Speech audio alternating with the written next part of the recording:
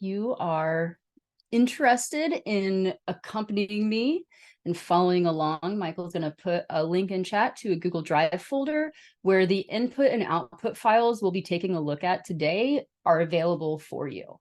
So I really got interested in the Magma Chamber Simulator when I heard that there was this really cool tool out there. I was doing my master's, and it could model what magmas actually do instead of just, how magmas melt or like what's going down in the mantle.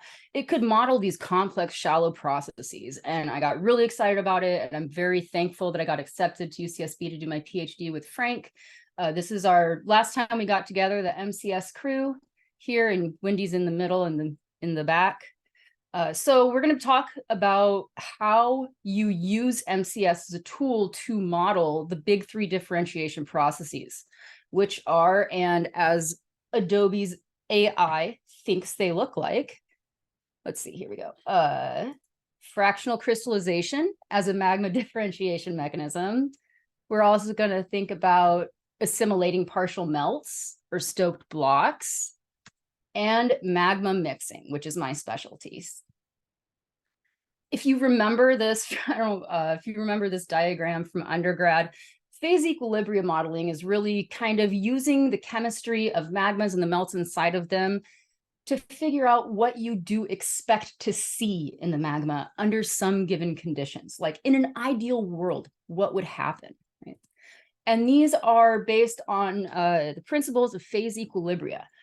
So phase equilibrium modeling works by figuring out where the change in Gibbs free energy as crystallization or melting processes happen is zero, or as close to zero as possible. And that kind of predicts what is in its most stable configuration. And we care about this because it can tell us a lot about what's going on inside of a magma chamber where we can't see. We can use experiments to try to, figure out these models that tell us what should be down there. Make sure that our interpretations of what's going on are reasonable, maybe even identify stuff that shouldn't be in that rock, right? And also it's really useful in teaching igneous petrology like concepts, but it has limitations, right? So as far as time, when I talk about time in Magma Chamber Simulator or phase equilibrium world, I'm not talking about time as we think about it. I mean, like, where in the thermal history are we? And that's because phase equilibria does not consider kinetic relationships. So we don't actually have a way to tell true time. You need geospeedometry to figure that out. And it's based on calibrations. So a model is only as good as its calibration. If the calibration is not great, you're not going to get a great model result. That's not the fault of the model. That's the fault of the calibration. That's totally me as a modeler saying that also. The uncertainty estimate is really hard to quantify. And that's because as you try to introduce more and more variables to get more and more realistic in what you're modeling, there's more and more uncertainty. And so trying to compound it all is beyond the scope of anything. I know as far as melts goes, there is one of Paul Asimov's student at Caltech is currently, like, this is her whole PhD, is just trying to figure out how to figure out the uncertainty on this, like actually quantify it. So, really, really difficult to figure out like exact numbers on the uncertainties. And then also it does require complete homogenization, complete thermodynamic equilibrium. So everything is ideal, no reactions going on. That means that if you're talking about mixing or assimilating under disequilibrium conditions, you have to get creative in your interpretations or figure out a different way to think about, modeling what you're doing. There are different types of phase equilibria softwares out there that can be used to model. These are just some of them that I know of. There are different ones for metamorphic petrology and igneous petrology. I'm not sure of what else is out there. These are just the ones that I'm aware of. And so we're going to be talking about the Magma Chamber Simulator today, which is based off of melts. Many of you may have heard of melts. It's a modeling program that is used to determine the stable magma conditions under different, stable magma assemblages, under different melting and crystallization conditions. I like to think of this as, taking the chemistry of the magma and thinking about this melt as an engine, right? It's a tool. It takes, just like a car engine that takes gasoline and converts it to mechanical power. Like this takes a magma composition, right? Major oxide geochemistry, and some intensive parameters. What pressures, what temperature, what oxygen fugacity, what water content do you want that magma to be at, right? Puts it in, and out comes your stable mineral assemblage. It's just the easiest way that I've found to think about it without going into the weeds. And the magma chamber simulator uses this to its advantage in that it takes 3 different melts engines and allows them to talk to each other. So we've got a melts engine number 1 for the magma, melts engine number 2, which is the wall rock in real life, right? And melts engine number 3, which is the recharge in real life. And we're going to allow them to talk to each other. So here we've got 3 different melts engines that represent the 3 different things in real life that we're going to be dealing with. And we're going to allow them to interact with each other just like they would in real life. And so to get the magma chamber simulator, you need to visit the Magma Chamber Simulator website. You need to visit our website. I've got a short video here I'm going to go ahead and play while this is going because it was easier to just record it. To navigate to the Magma Chamber Simulator website, you'll want to go to mcs.geol.ucsb.edu. This brings up our website. Up here at the top, you'll notice different links to navigate around. We're going to go to MCS code. Everything you'll need to use the Magma Chamber Simulator can be downloaded from this website. However, if you have a Mac, you do need to be very careful to make sure that your operating system and Excel software combination requirements will run the Magma Chamber Simulator. This is because there are security issues between Microsoft's Excel software and a Mac OS. To check and make sure you have the right combination, click here to pull up this document. On this sheet, if you have a Mac or PC, in the rare case, if you run any of these operating system and Excel combinations, you may or may not be able to run MCS. Again, this is an issue between Mac and Microsoft. The easiest way that I've found to get around this is just to use a PC. If you have a Mac, you could download the code by clicking here. This will bring you to a Google Drive where you can download everything in here and make sure that you're reading the install instructions. Because I do not have a Mac, I will not be going over Mac installation instructions. However, our YouTube site has a number of different tutorial videos that could help you with Mac installation. If you're on a PC, again, which I would absolutely advise, I have not had an issue with Windows 10 or Windows 11 in running Magma Chamber Simulator. You're going to go ahead and click this button. All of this will download into one compressed folder. Once your zip folder has downloaded, we can go ahead and extract everything. We're going to want to extract everything to our documents folder, the regular documents folder in the prefabricated folder structure that the computer came with. Go there. That is where you're going to extract this folder structure to.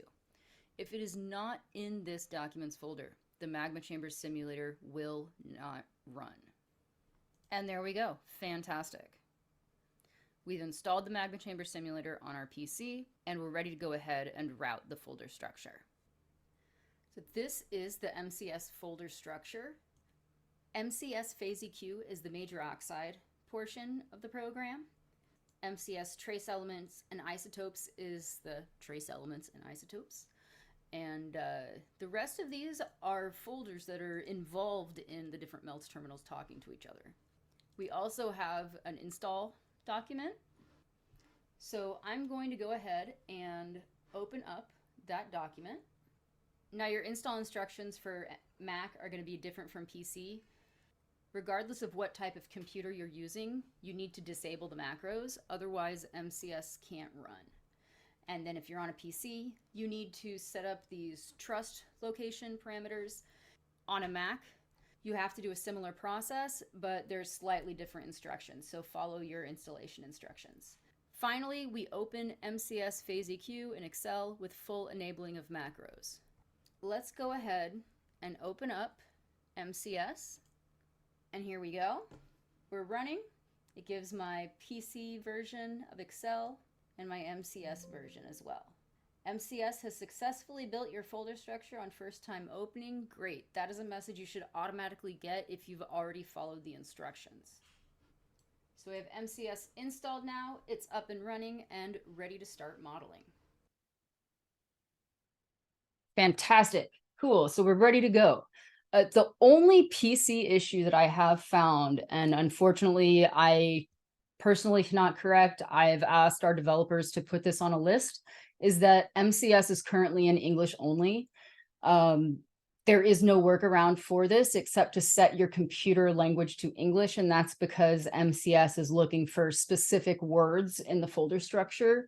So hopefully we're going to be able to have Spanish and hopefully some other languages in the next several years. It is on the development list. Other issues that are very, very common, I really harped on the Mac OS Excel incompatibility. That is where almost every single installation issue has to do with the Mac, which I could go on for days about that. So just use a PC. Use a PC. Get a PC.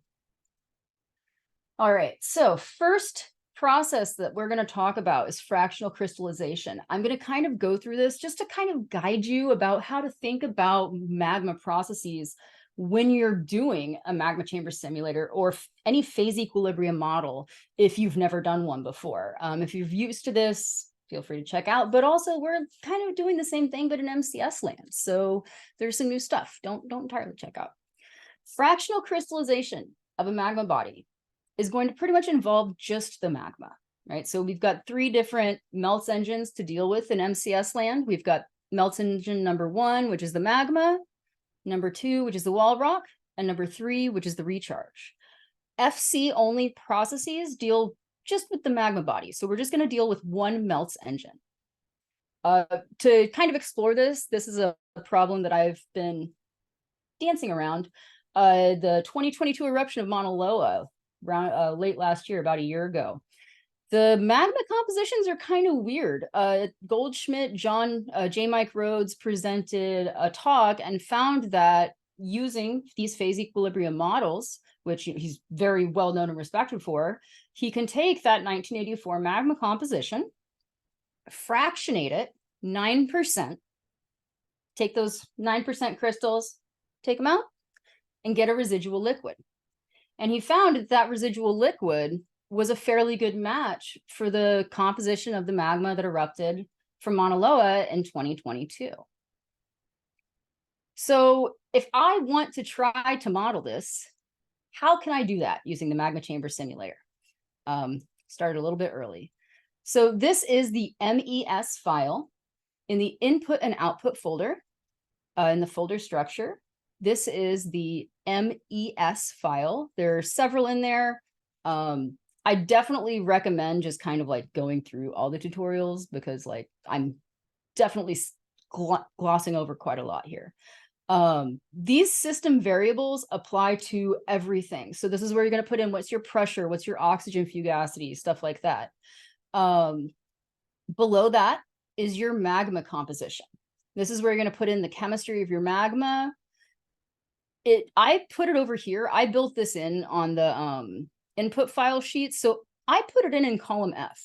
That automatically renormalizes your composition to 100 units because you need to have a 100 unit system, like 100 grams of a magma, if you will, for every like composition that you put in. So I highly advise using this composition renormalizer that has been built into the input sheet. Finally, down here, down here, we've got the starting temperature of the magma, which can be around the liquidus temperature. It really doesn't matter because the magma is going to start at the liquidus temperature anyway. So I usually try to put that kind of high. the amount that you want to go down each step. So how many degrees would you like to cool this magma for every calculation that's going to happen? And then finally, we can either stop it at a certain temperature, stop your model at a certain temperature, or when there's a certain amount of melt in your magma, like after it's crystallized X% or X amount. And then also, so this is the Rhodes composition. This is from his 1988 paper. This is the average value of lavas erupted from the 1984 Mauna Loa eruption. So we're going to use this as our starting composition. I put it in the renormalizer here. This is the renormalized composition that comes out. And so you can see it's slightly different. It is slightly different. And so when you have your results, it's important to make sure that you are comparing either, renormalized to renormalized or unnormalized, your prior composition, and then make sure that you take the water and carbon dioxide out and recalculate your anhydrous composition to compare to the original data. It's really important to make sure you're comparing apples to apples and oranges to oranges. After you open the magma chamber simulator, MCS phase EQ, you're also going to want to open a couple terminal windows or command windows, depending on whether you're, Mac or PC. You will need to open as many of these as engines you are running. Meaning, if you're doing an FC only run and you're only dealing with the magma, you just need melts engine number 1. If you're doing AFC, assimilation of wall rock during crystallization, you're going to need melts engine number 1 and melts engine number 2 for the wall rock, right? Does that kind of make sense?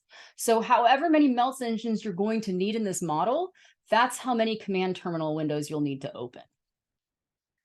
And this is basically what one looks like. This is the MCS interface is very, very, very user-friendly.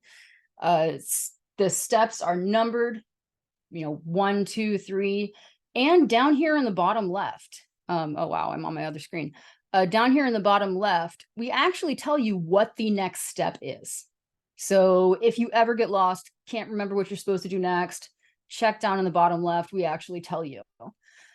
So the first thing that I'm doing is I'm entering the melts command prompts into my batch terminals. This is where I'm putting the melts engine into a window and telling it to get set up. This is how you name your output file and import your input file. So the input file where we put our composition in, that gets saved. And because it starts with the MES underscore, MCS knows where to look for it and to pull it out and use it, be able to use it as an input file. When I'm not doing assimilation, I tend to check this box up here to bypass the wall rock step just to kind of get the model to run faster. And this is what it looks like. This is also sped up like 550%. And it's faster than when we started several years ago, which is pretty dope. But nonetheless, it does take some time. The more advanced computations do take more time. So I expect a simple FC model to take about 10-15 minutes. It is longer than melts to run one model, but in my opinion, just the user interface alone is like just heavenly to deal with comparatively. That error that you just saw means that it couldn't find a solution, but because I'm like at really low MGO anyway, I'm way past where I wanted to be. I don't really care. So I can stop my model. You can see here, this is Melt's actually trying to find a solution. So if I use the slang like errored out or quad error, errored out. I've had reviewers ask, well, what is it an error? Why can't you fix it? And it's like, well, because this is the error. Melts couldn't find a solution. That is the error. Like you can't. So you go and you can adjust your parameters and try to find, try to adjust your pressure like 10 bar or something, or just, maybe remove your manganese oxide from your composition. There are little like tips and tricks that once you've done phase equilibrium modeling, after a while you get to know. Next is the output file. And you'll see now why I'm doing FC only. So the output file, I feel like, is the other really nice thing about the Magma Chamber Simulator, that it has over melts and that everything is all in one spot. I really appreciate that. We also have this input tab, which saves your metadata. And so up here at the top on the input tab, up here at the top on the input tab, it tells you which version of melts you're running, you know, what your input file was, the path where your original file was located, and everything. So if you're running like 100 of these and you found one that worked great, but you needed to tweak something, you don't have to try to go back through your lab notes to figure out what you did. You could just look at your input file and it tells you what your parameters were. Like, this is your exact composition. This is everything from the input file that was put into MCS to get your model out. So I really appreciate that, just me personally. The run summary tab is where your magma information is going to be. This is where, you know, the process. Are you doing fractional crystallization, mixing? What's the temperature of your magma? How much liquid is there? i.e., how much has it crystallized, right? So if Rhodes is saying that he can take this 1984 magma and crystallize it, remove those crystals, not, you know, fractionate at 9% and take those crystals out, we should be able to see after, you know, around 1171, 1170, when there's about 90, 91 grams of liquid left, that's 9-10 grams of crystals removed, we should be able to see the 1984 composition here, theoretically. I won't spoil it. We're also going to scroll right. This is like the longest Excel file you've ever seen in your life. But I like it because you can just scroll to the right and you get all of this information at once, and it's not in a bunch of separate places. So we can see here at like 1171, 1170, we're at 10% crystallized. This is the amount. I do want to point this out. There are two different columns for the phases here. So the first is the total incremental mass of crystals.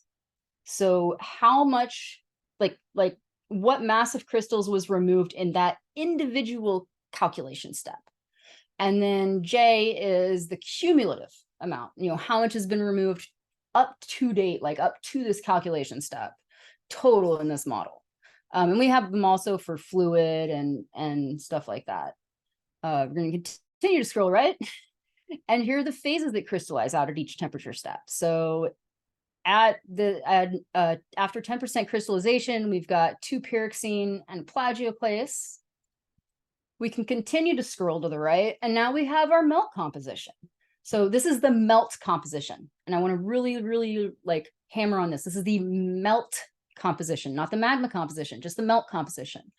You don't get a bulk composition output with phase equilibrium models. You have to kind of reconstruct it and put it back together. And that's something that we're working on. If you scroll to the right again, you get more, the rest of your oxides. And we can go to the solid formulas tab, and now we have our mineral compositions. So the masses, the phases of the minerals and their masses are in run summary. Their formulas and their compositions are in solid formulas. You'll also notice here that it's kind of, sometimes the way that you get your data output is just you do the best that you can when you're trying to automate something. So they're grouped together by temperature step. For example, 1170, you've got 2-pyroxene and a feldspar coming out. So we see pyroxene, pyroxene, feldspar. We can scroll to the right, and we actually get the weight percent composition, though, which is nice. We don't have to try to convert the cation formulas. You can just copy and paste right over into another Excel spreadsheet if you want. So we can compare our results and see, this is a different abstract. This is Kendra Leonard HVO presented the results of the geochemistry. The lavas have a bulk rock of 6.2 weight percent MgO, but the near vent glass temperatures are far, far, far lower. Well, near vent also means there could be microlights. So that glass, we would expect it to be a little bit, you know, more evolved. We're also running our model at, I think like 100 100 bar. Yeah, 100 bar. And so, we're going to effectively, it's shallow conditions. It's effectively shallow conditions. It's effectively shallow, but there's always going to be some real world stuff there. The biggest reason why I can compare the bulk rock in real life to the melt composition in MCS is because this was a nearly aphanitic low MgO eruption, meaning that if it's nearly aphanitic, if there's barely any crystals, the melt composition is fairly representative of the whole rock. And I can tell you personally that this is like stupid aphanitic. I believe like Kendra and Drew Downs, her co-author, crushed like 3 or 4 garbage cans full of rock in order to get like 40 or 50 phenocrysts. So like real aphanitic. I feel really confident saying that, comparing the MCS melt to the whole rock and the magma here is appropriate. And this is kind of what I mean about like, you need to be creative in how you interpret it within reason, right? So if I was going to say sensu stricto, then no, this would not match the melt composition. But when you think about that, the low MgO magma is truly aphanitic when it comes out, what should you be comparing it against in the model result? Well, we should be comparing it against the melt because that's what we're looking at. The next process that I want to go over is mixing. Also, I'm sorry, I've been blasting through this. If there are any questions, feel free to like throw them into chat if you just need to get them out of your brain, and I'll go back over them at the end. So the next process we're going to be looking at is magma mixing or recharge. For this, we need 2 engines. We need melts engine number 1, because there's always going to be some fractional crystallization in these models. And we need melts engine number 3, which is our recharge. This is going to be the mixing, basically taking 2 magmas, smushing them together, seeing what their new bulk composition is at our intensive parameters, and then what comes out, what is stable once you add those 2 magmas together. So we are finding a bulk homogenized hybrid composition here, not a disequilibrium assemblage, which is kind of what you get in most mixed magmas. So here, trying to figure out what you should be comparing to what is very important. There we go. So to set up your FC run on the input file, below the magma, which is in green, our wall rock is in orange, and then the recharges are at the bottom. The first recharge is in blue. We're just going to do 1 recharge in this example, and you'll see at the end, we have up to 30 that we can do. So you can do multiple recharge events in one model if you'd like. There are also different ways that you can trigger mixing. You can do it either at a specific temperature or after a certain amount of cooling, which is the bi-delta function that I like to use. And so what I would like to show you in this case is that it really does matter how, like the state of your magma really does matter when you mix them, because mixing 2 melts and mixing a melt and a mush have very, very different results. Even if you take the exact same composition and you have the exact same mixing proportions, if in one scenario your magmas are 2 different temperatures, like if your model 1, your magma 2 is higher than in model 2, you end up with 2 different results, and I want to demonstrate that to you. Another thing that is important to think about when you're looking at recharge is to consider how the magma chamber simulator is set up. The magma, melts engine number 1, will always be a liquid. It will always go up to the liquidus temperature and then cool down from there. The wall rock must always start as a solid. So melts engine number 2, which we don't deal with in this model, always must be a solid, and then it will heat up from there, right? The recharge can be either. The recharge can be pure liquid.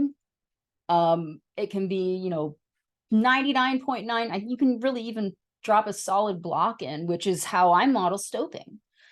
So because of this, if we want to model, say, a mushy magma body getting reactivated, which is what we know operates in many ARC systems, we need to think about how we're going to model this. If our magma can only be a liquid and our recharge can be anything, but we are modeling the recharge of a mushy magma body with a liquid magma, mathematically they're equivalent. They're the same thing. It doesn't matter which one is which, as long as you're smushing them together and trying to just figure out the sum. So we swap them. We're going to use the melts engine number 3, which is the recharge, as our mushy magma body. And we're going to use melts engine number 1, which is our magma, as our recharging liquid mafic recharge magma. So to set these up, you also want to consider masses. So when you're dealing with mixing models, I find it's best to do the whole bulk rock calculation, you know, do it in Excel or something, figure out your mixing proportions, and then come into melts. So you should have your mixing ratios and everything already just kind of figured out using linear mass balance. You don't need phase equilibrium modeling for that. However, what it will give you is your mineral compositions and your melt compositions, because you'll end up with the same hybrid magma, but because magmas with different crystallinities have different enthalpy contents. And so that will affect the composition of the liquid and the minerals and the thermodynamic state of your new hybrid magma. So your magma is always going to be 100 grams, and you need to scale your wall rock or your recharge magmas accordingly. Your magma will always be a liquid, and it will always start out with 100 grams. So when you're dealing with like mixing models or mass ratios and stuff, you want to scale your wall rock accordingly. I put this down here. And then figure out, you know, here's your recharge mass. If I need to make 233 grams total, I start with 100 grams of my magma. That means my recharge is 133 grams. I set the temperature I want my recharge magma to be at, and I want it to trigger the mixing event when the magma has cooled 3 degrees. So that's what this means. If you want to do it at a certain temperature, it's up here. Also on the input file, if you are following along, you'll notice we've got super specific, really detailed directions on the right. I find that like I really need to simplify stuff to make it work for me. And so I've tried to hopefully make this work for everybody else as well. Because we're doing mixing in this model, you'll notice that I've got 2 melts batch terminals, right? So 2, one for the magma, one for the recharge. We're going to do the same process here. So I'll speed this up. You can see there's our mixing event right there. Okay. MCS also like outputs these charts, which are really nice. So you don't have to like take your data and then go make your Harker diagrams or your Fenner plots or whatever you'd like. We automatically output ones for you, and you can change whatever you want on the axis too. And then your charts are pre-made, which I really appreciate. You know, it saves a lot of time in making your initial plots. So if we recharge our mushy body with a mafic magma that's at 1100 C, mixing it in these proportions, our hybrid magma, which is this magma equilibrate C step. There's no way to change what it's called. It's magma equilibrate C is your new hybrid magma. You can see here's the recharge magma in light green. We're going to end up with an assemblage of olivine, CPX, feldspar, and an exalt fluid phase. And our magma is going to be about 1127.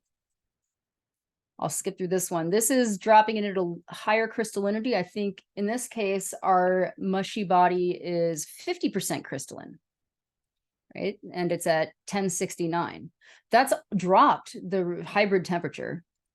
It hasn't changed the mineral assemblage, but it has changed the mineral compositions, right? And so if you can go to the right and look at your mineral compositions and see that even though the bulk composition is the same, right? The mixing proportions are the same. Everything is the same except for just the temperature and crystallinity of your mush. That changes what you end up with. And so when you're dealing with mixing, I think not only is it really important to consider your mixing ratios, but I also feel like it's really important to consider how mushy your magma body truly is, because that can affect the minerals that precipitate and affect how you interpret your models. I'm not gonna go through this run, but I do want to talk about assimilation. In assimilation, you're going to use melts engine number 1 for the magma, and then 2 for the wall rock. And you're going to be dealing with factors that control heat transfer. So the relative masses of the wall rock versus the magma, you do a scaling relationship here again.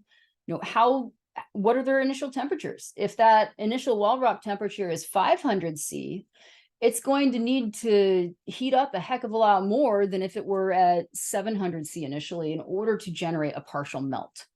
You can also control the amount of partial melt that must accumulate in your wall rock before it's transferred over to the recharge magma, over to the magma body. Yeah, there's a lot to play around with. There are so many different variables, and that's why I think that it's important to think about like what the uncertainty could be on these.